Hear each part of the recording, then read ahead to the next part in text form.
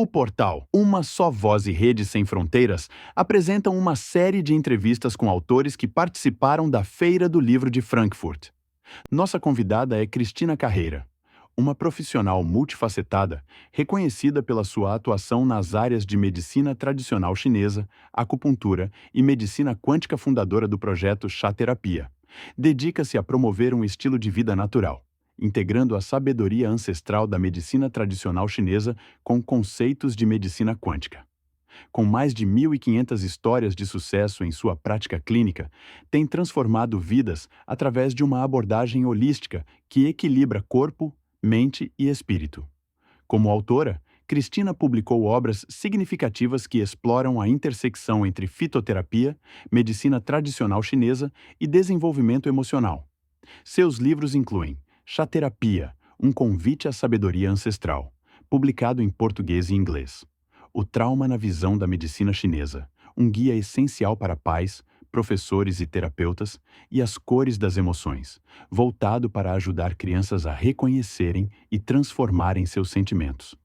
Membro oficial da Rede Sem Fronteiras, entidade cultural internacional, Cristina participa ativamente de eventos literários internacionais representando a cultura lusófona em ocasiões como a Feira do Livro de Frankfurt e a Festa do Livro de Belém. Ela também é membro da British Medical Acupuncture Society e patrocinadora da Sociedade de Medicina Clássica Chinesa na Escócia, além de ter recebido o Certificado de Mérito Cultural e o Troféu Cultura Sem Fronteiras. Atuando a partir da Ericeira, em Portugal, Cristina Carreira continua a difundir conhecimentos ancestrais e a promover o bem-estar integral de seus pacientes e leitores. Agora pegue um café e se delicie com essa entrevista. Seja muito bem-vinda. Muito obrigada, Sabrina Campos, né? Para mim é um prazer estar aqui, né? Dentro, né, desse nosso trabalho junto à Rede Sem Fronteiras, que eu queria começar, inclusive, agradecendo a você, né, por esse espaço maravilhoso que você está abrindo, né? E a nossa presidente, a de Andréa Portugal, que eu comentei numa entrevista que eu dei a ela no último dia da Feira de Frankfurt, que ela tinha aberto um portal para mim, né? Não era uma porta. Então, assim, eu realmente, do fundo do meu coração, eu queria agradecer essa oportunidade, né? E tomara que eu possa contribuir, né? Dentro dessa visão de mundo, de espalhar a cultura, né? Pelo nosso mundo, né? Principalmente nós da língua portuguesa, né? Estamos falando aí, né, de uma comunidade maravilhosa que está espalhada nos Estados Unidos, na Europa, né, na África, América do Sul, né? Nós, né, juntos somos mais fortes. Sim, com certeza. A lusofonia ela tem sido muito festejada. Eu estou aqui no Rio de Janeiro, que é a capital, esse ano, eleita pela Unesco como a capital mundial do livro, a primeira cidade de língua portuguesa que ganha esse título. Então, eu fico também muito orgulhosa, e principalmente de estarmos no estande de Portugal, na Feira de Frankfurt, que é a feira literária mais importante do mundo, e através do convite de Rede Sem Fronteiras, ali, o estande de Portugal em frente ao estande do Brasil, e a lusofonia, mais uma vez, sendo muito bem comemorada. Eu fico feliz de recebê-la aqui no Uma Só Voz, muito honrada de estar com você, e gostaria que você falasse um pouquinho sobre como Cristina Carreira se encontrou através da escrita, como foi iniciar esse trabalho e como foi se entender como autora e se ver como escritora, como esse caminho das letras para o trabalho que você já atua, para a sua atividade, e fazer desse também, como você falou, uma porta para que outras pessoas também sejam alcançadas. Bom, primeiro, né, você está vendo meu sotaque, eu morei muitos anos fora do Rio de Janeiro, moro há 7 anos, né, aqui em Portugal. Na verdade, estou até falando de um outro país, estou falando aqui da Inglaterra hoje, vim visitar minha filha, a quem eu gostaria muito de agradecer logo no início, vou me emocionar um pouquinho, porque ela fez Eu sei. Esta capa maravilhosa, que depois nós vamos conversar, tá? Então, assim, ela transformou, né, todo o amor dela nessa capa. Foi uma coisa muito interessante, porque eu tinha contratado alguém para fazer uma capa, eu não tenho essa qualidade. E ela falou assim: mamãe, o livro é muito bonito, quem vai fazer a capa sou eu. Então, o nome dela é Fernanda Drummond, e ela fez essa capa para mim, né? Então, é uma coisa de amor mesmo. Eu estou começando, talvez, pelo final, mas eu queria agradecer a Fernanda Drummond, né? A minha filha querida, né? Por esse ato de amor que ela fez. Então, contando um pouco da história, já falei um pouquinho, né? Ser mãe é sempre uma coisa, né, que eu sempre quis. E o meu gosto pelos livros, vamos falar dos livros, né? Começa ainda menina. Eu sempre adorei ler. Eu me lembro, desde piquitita, sempre com livro, né? Seja ele do que for. Comecei a minha vida um pouquinho mais na frente, né? Falando de histórias. Minha vovó paterna, a vovó Ziza, né? Ela adorava contar história, né? Então, ela tinha uma máxima que eu, inclusive, coloco na introdução do livro, que eu já até mostrei um pouco da capa, e eu começo a introdução dizendo o seguinte: quem conta história de dia, cria rabo de cutia. E eu adorava minha avó, mas eu ficava atrás dela querendo que ela me contasse história o dia todo. Ela abria os livros, né, e me contava as histórias. Só que durante o dia ela tinha os afazeres dela. Ela era costureira, ela fazia até vestidos de noiva, ela tinha um apreço pelo acabamento, né, aquela coisa maravilhosa. E depois de muito tempo é que eu descobri que o dia não tinha rabo, né? Então, assim, claro que naquela época eu também não fui buscar, a gente não tinha acesso à internet como a gente tem hoje, né?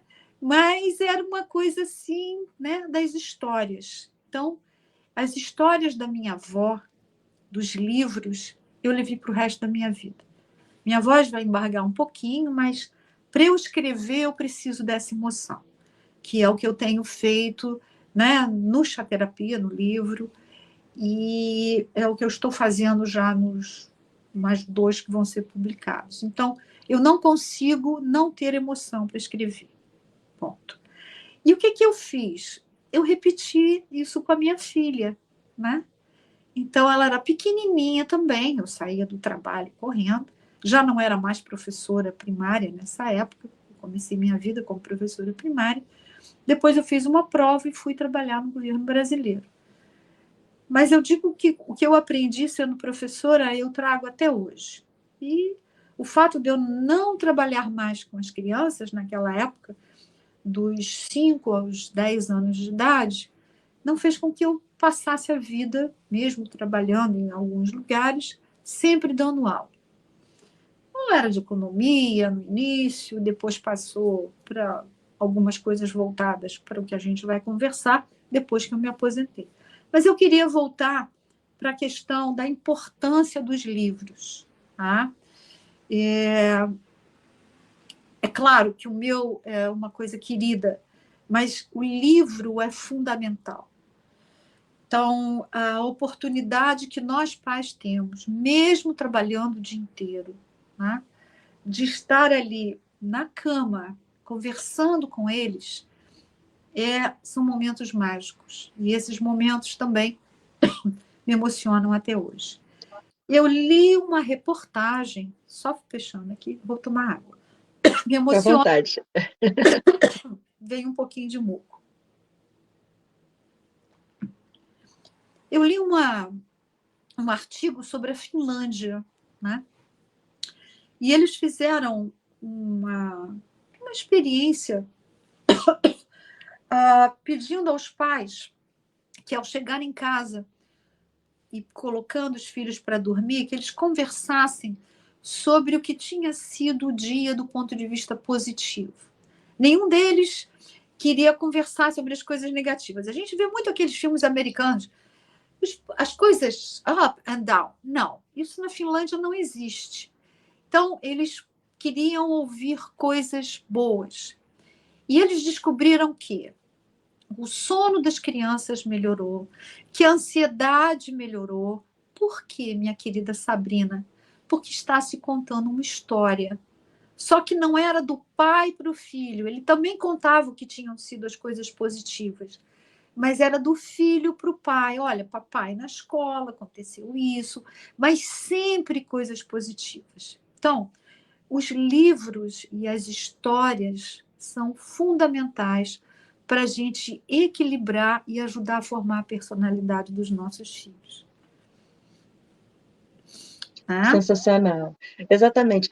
E que interessante, né, que além dessa preocupação na formação do caráter, de ter esse diálogo sempre desde o início com a criança, mas principalmente retendo o que é bom. Trabalhando na valorização daquilo que de fato é importante para edificar, para crescer, aquilo que nos ajuda a evoluir, mas dentro do que é positivo, né? Se a gente vai se alimentando daquilo que é bom, a gente vai crescendo e evoluindo de uma maneira talvez mais sensível também a algo melhor, né? Não naquele receber das notícias sempre quando a gente é massificado, principalmente dentro da televisão, de algumas mídias, internet, em tudo que é ruim, em tudo que é negativo, em que você vai ficando deprimido, você vai ficando com aquele senso de fracasso. Então, como é importante, né, essa visão, essa perspectiva de valorizar em reter o que é bom. Você sempre vai ter um momento que vai ser um pouquinho mais difícil, mais triste, mais complicado, mas saber reter o que é bom de cada experiência, poder falar sobre isso e reforçar isso, principalmente com a criança, eu achei sensacional. Fala um pouquinho mais sobre esse trabalho dentro, inclusive, do que você tem vivido ao longo da sua vida como profissional. Bom, saí, né, dessa coisa deliciosa que foi trabalhar com crianças, eu fiquei lá 2 anos, e fui trabalhar no governo brasileiro. Então, eu me lembro a primeira vez que eu tive que escrever um texto grande, né, eu fui trabalhar na Superintendência de Operações. Vou fazer um pequeno parênteses aqui, porque isso está na introdução, inclusive, do Chá Terapia, né? Naquela época, há muitos anos atrás, né? Eu fiz o primeiro concurso que aceitou mulheres no Banco do Brasil. Acreditem vocês, se quiserem. O Banco do Brasil não aceitava mulheres. Ponto. Né? Então, claro que a gente acabava em algumas situações até sendo um pouco preterida, né? E eu queria dar aulas dentro do banco, queria escrever materiais de aula, né? E ninguém me dava essa oportunidade. Até que fizeram um concurso nacional e eu fui a primeira colocada, pronto. Né? Aí não tinha nenhum... Não é um discurso feminista, é a minha história. Né? Ponto. É aquela história, eu não vou falar nem um ano, porque né? Não tenho vergonha da minha idade, mas isso também não interessa. Bom, e aí comecei, então, a fazer apostilas, né? Para esses cursos dentro da instituição. De lá, então, quando eu comecei a ver os pareceres, né, já na Superintendência de Operações, eu falei assim, gente, né, será que eu consigo escrever isso aqui? E acabei escrevendo. De lá, fui transferida do Rio, meu querido Rio de Janeiro, para ser dessa notícia maravilhosa, né, e fui trabalhar em Brasília. Em Brasília, então, lá a coisa é muito mais pesada, eu fiquei 1 ano só no banco, fui trabalhar junto ao governo brasileiro, em várias coisas, e sempre escrevendo. E as pessoas começaram a dizer, mas a Cristina sabe escrever, né? Mas eram coisas técnicas, mas sempre lendo muito. Não tinha internet, né? Não tinha inteligência artificial, então era, né? Bom, e aí tem a segunda parte, né? Já falando um pouquinho da questão das terapias, o livro Chá Terapia não é à toa, por conta necessidade de estar comprovando sempre que eu era capaz, né? Uma menina pequenininha, magrinha, né? Eu sempre tinha muito medo. E esse medo acabou afetando muito os meus rins, né? E quem me salvou na época, primeiro, foi a fitoterapia, a nossa brasileira, com a nossa floresta amazônica maravilhosa. Eu vivia tomando, eu não sou contra a medicina ocidental, por favor, né? Mas a gente também não pode ter uma repetição de tomar um antibiótico todo mês, né? E os meus rins reclamavam, até que uma senhora, então, ensinou a minha mãe a fazer um chazinho, né? Que esse chá, inclusive, até hoje, né? Tô falando de 40 anos depois, ainda continua sendo usado.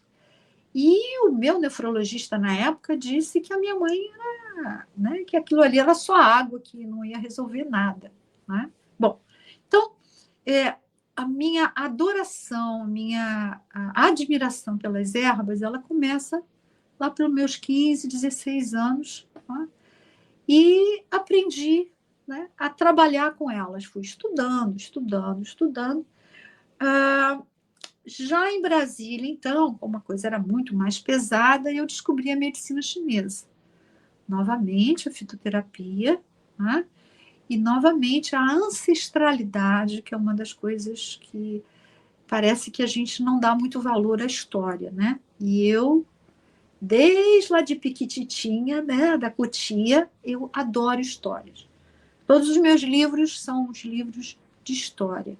Eu acho que quando você começa qualquer tipo de relação, quando você diz, era uma vez, as pessoas já começam a prestar atenção, porque está na memória lá de trás, a memória que traz coisas boas, como você mesmo comentou, já chega de notícia ruim, né? Então, quando eu me aposentei, eu falei, não, agora eu vou fazer alguma coisa que seja diferente. Então, fui estudar 6 anos de medicina chinesa, iridologia, né? E o ano passado, e sempre dando aula de iridologia, de diagnóstico de língua, de traumas, né? E eu falei, sabe de uma coisa? Vou começar a transformar essas aulas, né, nos meus livros. E foi assim, o primeiro foi o chá terapia, né? Olha que maravilha. É impressionante, porque muita gente tem essa vontade de escrever, mas não tem realmente uma facilidade, né, para expor, para manifestar, para se expressar da maneira que gostaria, né, de colocar, organizar, ordenar os seus pensamentos e trazer ali de modo que vá tocar o outro, alcançar alguém, principalmente nos contextos de informação, né? E que interessante você trazer isso no formato de história. Contando uma história, você traz um conteúdo que ajuda as pessoas realmente a olharem para si e a se melhorarem, né? É uma questão de saúde que vai envolver uma série de outras questões, mas eu gostei muito, inclusive, da parte do chá, porque assim, eu descendo de indígenas nativos brasileiros Ai, que delícia. também. E sempre tem o contexto desse lance do chá, um chá para tudo, né? Então, minha avó, minhas tias, sempre tem um chá para alguma coisa, e a gente sabe que existe uma sabedoria, né, de quem lida com, não só a natureza, mas você falou da medicina chinesa, que vê o corpo humano, vê o ser humano de uma forma diferente do que a gente tem dentro da visão ocidental, onde você, de fato, tem um ponto para cada órgão, você tem uma forma de cada planta, textura, erva para alguma coisa, para algum órgão, e como é impressionante que, às vezes, a gente vai buscando e se alimentando, né, do que é químico, do que não é natural ao ser humano, mas deixa de buscar o que a natureza, o que já veio pronto para a gente, né, o que já é entregue ali, para que a gente, de fato, se utilize, e que, de alguma forma, vai fazer com que a gente tenha uma resposta também melhor, porque vai ser algo mais natural. É claro que tudo que é excesso vira veneno, né? Então, assim, todo remédio, né, pode virar um veneno naquilo que é excesso, mas a gente, às vezes, deixa de apreciar aquilo que está à nossa disposição. Então, como foi você ter essa percepção de que muitas vezes a gente também, quando busca um tratamento para alguma coisa, como você falou, não dá para você o antibiótico, alguma coisa que é muito forte, às vezes aquilo vai te ajudar em algo, vai te prejudicar de outra forma. Então, assim, o nosso organismo, ele acaba sendo essa engrenagem, né, que vai funcionando numa dependência de uma coisa da outra. Quando foi que você teve essa virada de chave de que esse era o caminho, de que você poderia tratar um universo de forma diferente? Bom, primeiro foi essa primeira experiência, né, aos meus 14, 15, 16 anos, que me viraram de cabeça para baixo, e eu não tive mais infecções renais naquele nível, né? Quer dizer, hoje eu entendo que o rim está muito ligado ao medo, né? Então, eu tinha sempre muito medo, né? O medo de não conseguir chegar lá.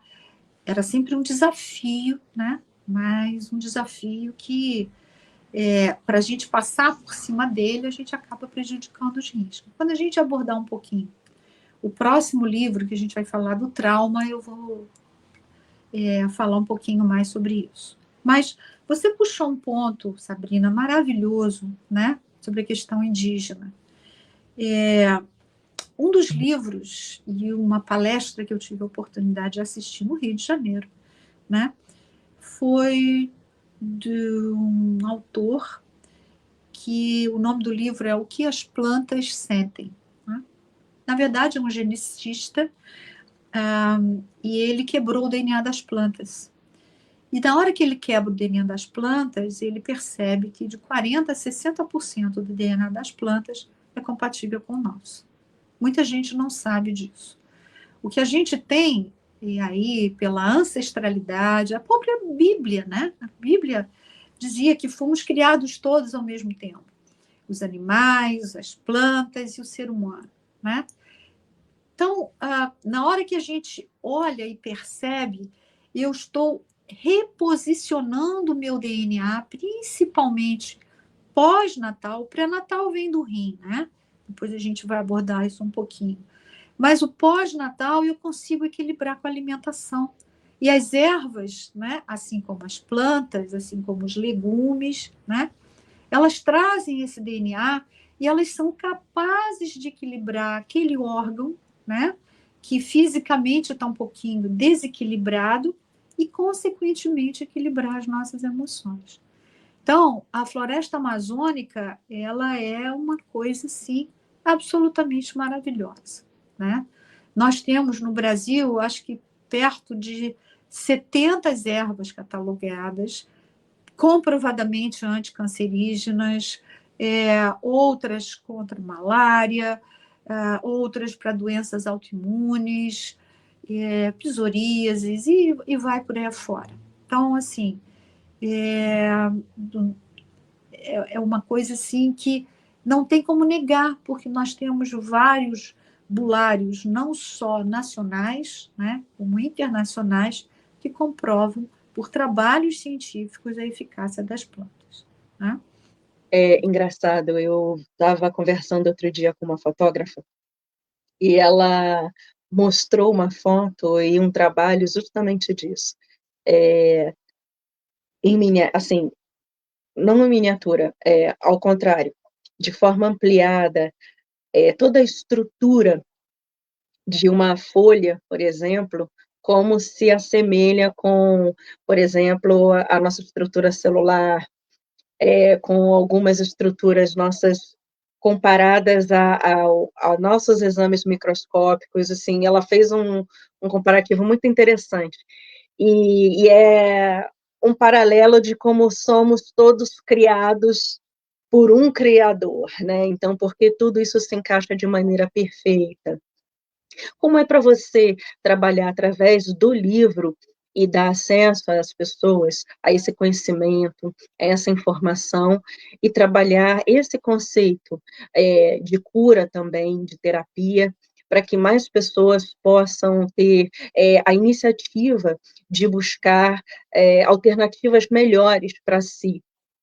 Muito oportuna essa sua pergunta, né?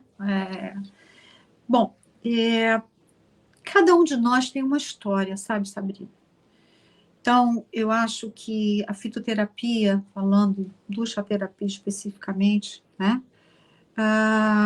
Ela trabalha a história de cada um, né? Então, nós somos a consequência não de um desequilíbrio de um órgão só, né? Até porque os órgãos, eles se ajudam, eles se nutrem, né? Mas eles, em algumas situações, eles também se atacam, né?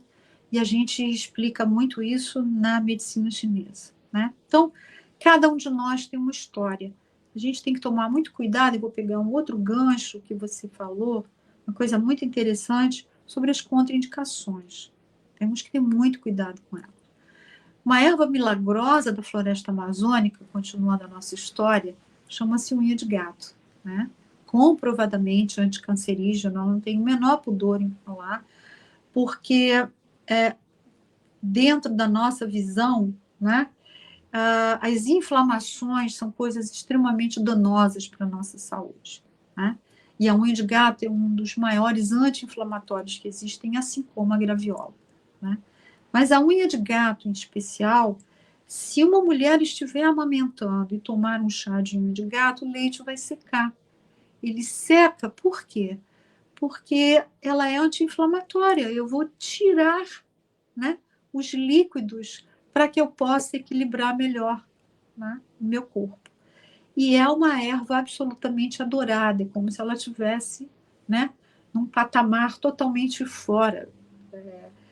Tem um autor americano que ele diz o seguinte, que a unha de gato ela é tão maravilhosa que às vezes a gente acha que deve tomar só porque ela é exótica, veio da floresta amazônica. Mas se as pessoas derem uma oportunidade a ela do ponto de vista fitoterápico e até, ele diz, espiritual, né? Que a gente não deve deixar de passar, deixar de pegar essa oportunidade que a vida está nos dando. Bonito, né? É uma poesia, e lá vou eu com as histórias, né? Mas as ervas realmente me emocionam, né? Então, eu acho que tudo é a história de cada um. Então, falando um pouquinho das ervas, tem um termo que a gente usa na fitoterapia chamado tissanas. O que são as tissanas, né? As tissanas são combinações de várias ervas, né? Porque, às vezes, quando a gente toma uma só, ela é forte demais e ela pode, entre aspas, né, agredir um pouco mais os outros órgãos, né? Então, quando você faz uma mistura, né, de várias ervas, às vezes, você consegue ter um resultado mais harmônico, né, para aquela determinada coisa. Em algumas situações, só uma resolve, em outras, a composição também ajuda. E aí, falando de fitoterapia, que eu adoro, né? Nós vamos falar de dois outros segmentos aqui para a gente poder entender melhor: os florais de Bach e a fitoterapia chinesa. Floral de Bach, para quem não. Lá vou eu com história. Sabrina, se eu estiver falando muita história, você me corta, tá bom? A gente adora ouvir histórias, e Tá. principalmente com uma boa contadora de histórias, então estamos premiados aqui, é isso aí. Então, Fica à vontade. né? Ele era um médico, depois ele se tornou homeopata, e ele começou a estudar o comportamento das plantas, principalmente, né, das flores, né? Então, ele começou a perceber que haviam flores que, na hora que você se aproximava, elas se encolhiam, né? É o Mimulus. O Mimulus é uma plantinha que ela é usada para pessoas que têm muito medo, né? Tá? Outras, por exemplo, né, que é o carvalho, são usadas para pessoas que são aquelas workaholics, que trabalham o tempo todo e que o peso está todo aqui em cima nas costas, né? Tem uma outra história muito bonita também, falando disso. Ele começou a analisar o comportamento das plantas e o comportamento das pessoas. Diziam que ele era maluco, né? Na verdade, ele também tinha uma espiritualidade muito grande, mas naquela época ele faleceu em 1930, ele ia ser preso, né? Porque, né, a gente depois vai falar sobre isso do lado de cá. Falamos aqui dos florais, vamos falar aqui depois da medicina chinesa. Então, ele observava o comportamento das plantas para fazer o buquê, né, dos florais de Bach. Uma das fórmulas mais conhecidas é o rescue, que significa resgate, né? Então, ela tem 5 plantinhas e cada uma delas equilibra. Uma é para o medo, a outra é para você olhar para frente, que é a estrela de Belém, né? Para deixar as coisas de trás e olhar para frente. Então, essa união faz com que a fórmula seja suave e forte o suficiente, né, para poder alcançar o objetivo. Então, a mistura, às vezes, de várias ervas, né, elas consolidam essa visão de que eu não vou fazer uma coisa muito forte, mas eu vou fazer adaptada para aquela pessoa. Então, quando a gente faz um floral de Bach, a gente faz de acordo com a personalidade daquela pessoa que está na nossa frente, né? E na medicina chinesa, nós temos também essas tissanas. Não vou usar outro nome, vamos falar da combinação de ervas. Só que os chineses, eles são guerreiros, eles eram guerreiros, né? Naquela época. Estamos falando de 3.000 anos, né, de história. Então, as ervas, elas têm uma hierarquia. A erva mais forte é a erva imperador. Depois entram as ervas embaixo, que são as ervas ministros, que vão ajudar o imperador, tá? Ou elas vão amenizar um pouquinho aquela força lá em cima. E aí você tem depois os auxiliares que vão fazer com que as ervas se comuniquem entre elas. Não é uma história bonita? É uma história maravilhosa. Não é? Agora, quanto detalhe, né? E quanta sabedoria. Eu estou curiosíssima, principalmente com o comentário a respeito desse quase foi preso em relação a esse início de trabalho com a medicina chinesa e essa descoberta, e como esse relacionar com a natureza e, ao mesmo tempo, a autodescoberta com o nosso organismo humano, como esse relacionamento, né, foi sendo tratado e como você também vê todo esse trabalho e se relaciona com todos esses que passaram esse conhecimento para você e como você vem passando adiante também. Então, meus livros, além da história, eles tentam simplificar, né? Eu acho que meu objetivo, querida Sabrina, é fazer com que as pessoas leiam e entendam. Eu não estou fazendo livros, eu não estou escrevendo livros para pegar o livro, botar embaixo do braço e dizer, eu fiz, né? E aí vem a questão da professora lá atrás, porque você numa sala de aula, você tem que saber se comunicar, você tem que passar aquilo que é importante, né? Então, eu poderia ter feito um bulário com todos os trabalhos científicos, muito bonito, né? Mas eu não estou fazendo um trabalho científico, ele tem uma base científica que está ali na bibliografia, mas ele tem colecionadas quase 400 ervas, né, com que cada uma delas tem de bom, de onde elas vieram, novamente, a história, se vieram da Mesopotâmia, onde é que elas são usadas, se elas fazem parte da farmacopeia homeopática, se fazem parte da farmacopeia chinesa, né, brasileira, e as contraindicações. E no final, então, depois dessas histórias todas, né, a gente tem um guia terapêutico. Então, para que as pessoas possam, ali atrás, não estou querendo substituir medicina ocidental nem nada disso, né? Até porque em algumas situações, quando você tem um nível de infecção muito alto, alguma coisa mais generalizada, você tem que chegar lá e agir. Eu acho que a beleza para nós, humanos, é você saber unir a medicina ocidental e a medicina a terapêutica chinesa e a fitoterápica. Por quê? A medicina ocidental, ela vai lá e age. Tem que tirar? Vamos tirar. Quebrou? Tem que consertar, né? Agora, ela não trata da causa, ela trata da manifestação. Ela é maravilhosa para tratar a manifestação. Tá? E a fitoterapia, principalmente a fitoterapia, ela trata a causa e a manifestação. Por quê? Porque ela trata o indivíduo, né? Então, por isso as tissanas, por isso a combinação de ervas, né? Se eu tenho uma pessoa que está com muito medo, por exemplo, né? A gente tem que olhar para o rim, né? Que é o órgão que segura o medo.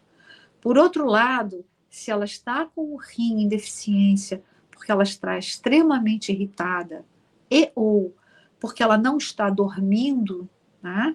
Então eu também tenho que ter uma erva que eu vá trabalhar o fígado e o coração. À noite é para o guerreiro chamado fígado dormir. Ele tem que dormir, né? E quem é que vai fazer ele dormir? A lua. Então eu preciso acalmar o meu coração. Quem é que vai apagar esse fogo todo? A água. Então, ela acaba ficando prejudicada, né? Porque ela não está conseguindo controlar. Aí vem hipertensão, né? Vem várias outras coisas, até as mulheres na menopausa, né? Se não tem esse eixo equilibrado, onde é que está o útero? Está no meio do caminho, entre o rim e o coração. Eles fogaços, né? Vamos cuidar do rim para o rim poder acalmar o coração. Não é bonito? É outra história, né? Porque é uma forma de entender como está tudo de fato interligado, né? Você falou muito bem.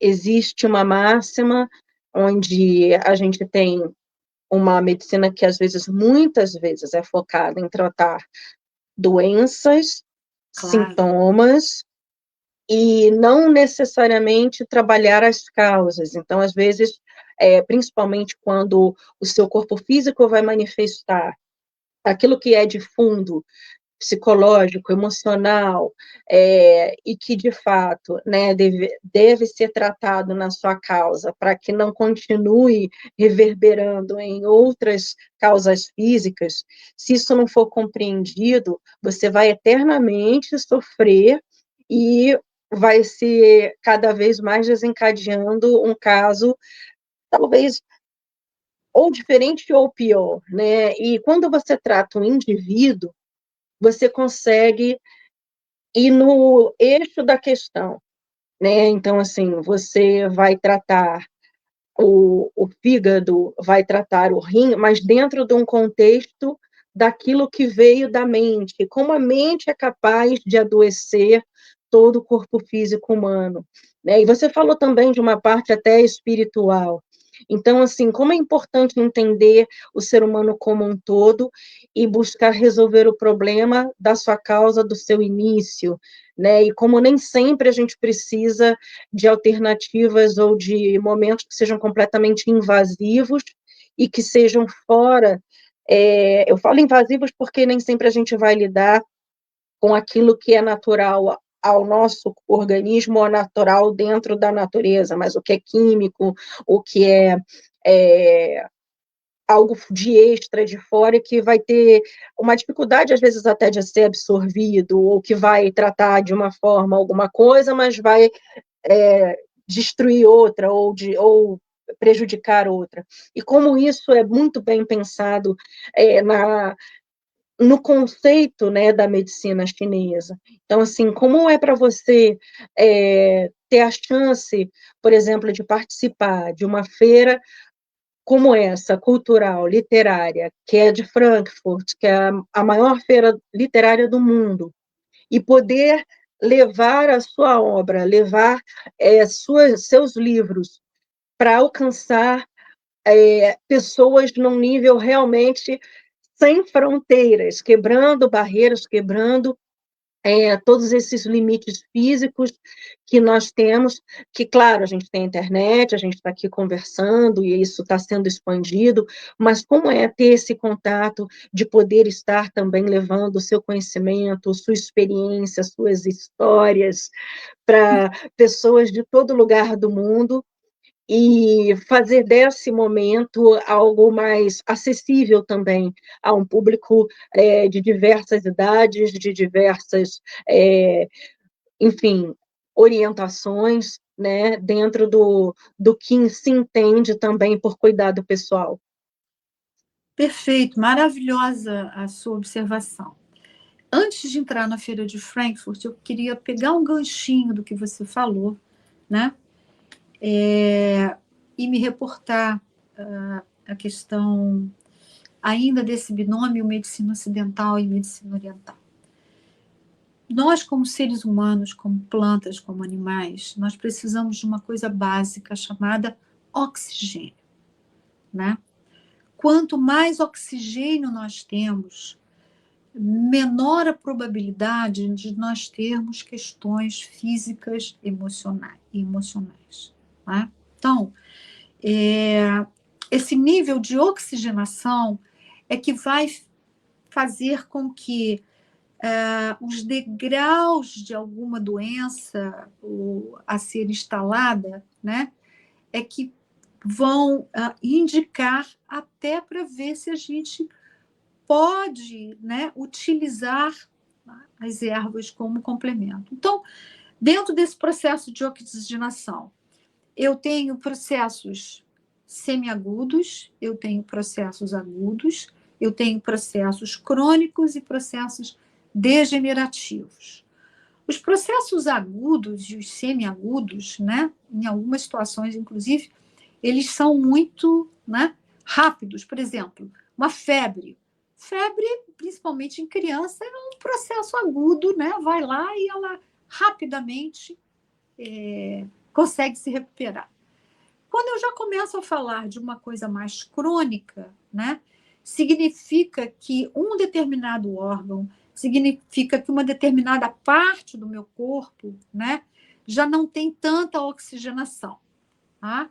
Eu vou fazer um parêntese para fazer um comentário de que, na nossa visão fitoterápica, na nossa visão da medicina chinesa, o câncer, por exemplo, é a falta de oxigenação num determinado segmento do nosso corpo. Nós vamos acumulando.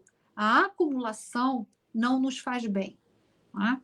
E entra os processos, então, degenerativos. E os processos degenerativos, e aí são mais complicados. Por isso que a resposta, né, ela vai depender no uso da fitoterapia e no uso dessa linha, ela vai depender muito do grau, né, de falta de oxigenação, tá, dentro daquele corpo. Né? E como é que eu oxigeno? Oxigênio, as plantas, fotossíntese, né? Elas têm fotossíntese, elas precisam de oxigênio. Né? Movimento, alimentação, de novo. Né? Então, em algumas situações, infelizmente, quando se chega num processo degenerativo, é muito mais difícil a gente poder reverter. Tá? Então, a gente tem que ter a sabedoria de saber até onde nós podemos ir. Senão, a gente pode até prejudicar a vida, né, de alguém. Tá? Então, esse pequeno parênteses e falando um pouquinho, então, de Frankfurt, né? Você quer fazer alguma observação antes da gente continuar? Não, a gente pode continuar. Tá. Então, Frankfurt. Frankfurt foi a primeira grande feira, né? Eu tinha participado lá da Feira de Belém, né? Na casa do presidente da República de Portugal, um amante de livros maravilhoso, né? E então, Frankfurt, para mim, foi uma coisa nova, né? Completamente nova. É uma feira de business, né? Ela é uma feira onde as pessoas vão perceber as tendências, se fazem reuniões, né? E o mercado literário é um mercado onde a gente fica sem fronteiras, né? Porque o Chá Terapia foi traduzido para o inglês, até eu traduzi o livro, porque como é que vai se traduzir uma planta, né, de origem tupi-guarani? Não existe. Então, se eu desse para alguém traduzir, ia sair um negócio completamente fora, né, da realidade. Então, Frankfurt é uma feira de business. Você vê tendências, o que as pessoas querem, o que as pessoas não querem, editores, impressoras. Então, assim, tudo de mais moderno no mundo, né? Está lá na feira de Frankfurt. Fiz algumas reuniões lá, né? Em relação ao Chá Terapia, que tem alguns negócios caminhando no sentido deles fazerem a distribuição desse livro, por enquanto, foi homemade, né? Vou aproveitar, posso, né? Abrir um pouquinho aqui, né? Para a gente, vamos ver aqui, ó. O que a gente tem de bom aqui, né? Tem história, né?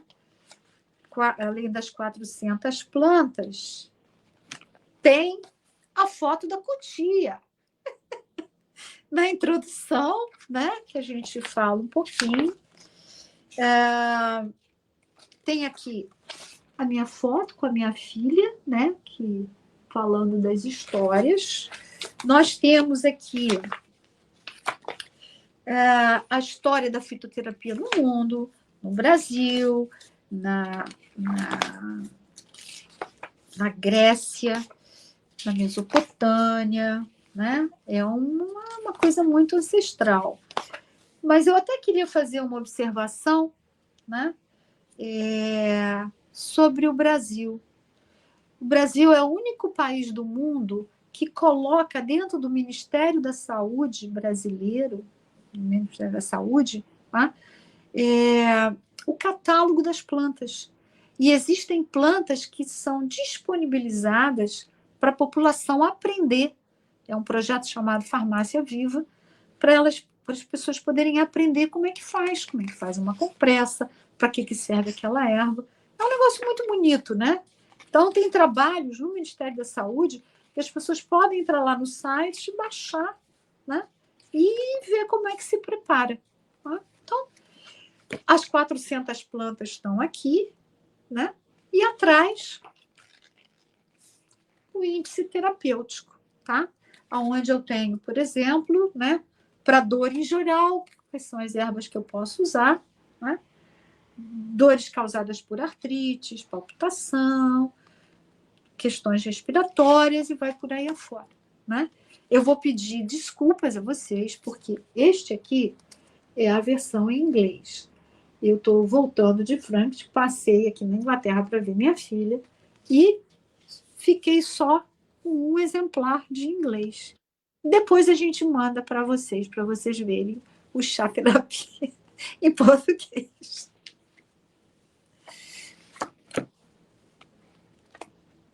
Maravilha! Olha, eu fico muito feliz de poder trazer você aqui numa só voz, e mais feliz ainda de poder ouvir tanta coisa boa e saber que essa é uma palavra que está sendo espalhada pelo mundo todo, né? Então, nós vamos poder ainda contar com outros trabalhos futuros, tenho certeza que vai vir muita coisa boa por aí. E você gostaria de deixar uma palavrinha sobre isso? Gostaria. o que chamou muito a atenção também dos editores foi o livro que está, o segundo livro, que já está praticamente terminado. Ele se chama O Trauma na Visão da Medicina Chinesa. Então, é um livro, é fruto de pelo menos uns 7 anos de trabalho meu, de várias publicações, belíssimas publicações, mas eu resolvi simplificar, né? Então, é um guia para pais, avós, terapeutas, professores, né? Uma criança com crise de ansiedade, por exemplo, né? Você pode simplesmente, e é simplesmente mesmo, não estou desvalorizando o trabalho de ninguém, chegar lá e fazer uma massagem em um determinado ponto. Se ela tiver com vômito, você vai lá e aperta um pontinho, né? Por acaso o pontinho, estou aqui com a mão, que é o pontinho do pericárdio, o pontinho do coração, né? Então, o vômito dela, né? Aquela ansiedade vai diminuir.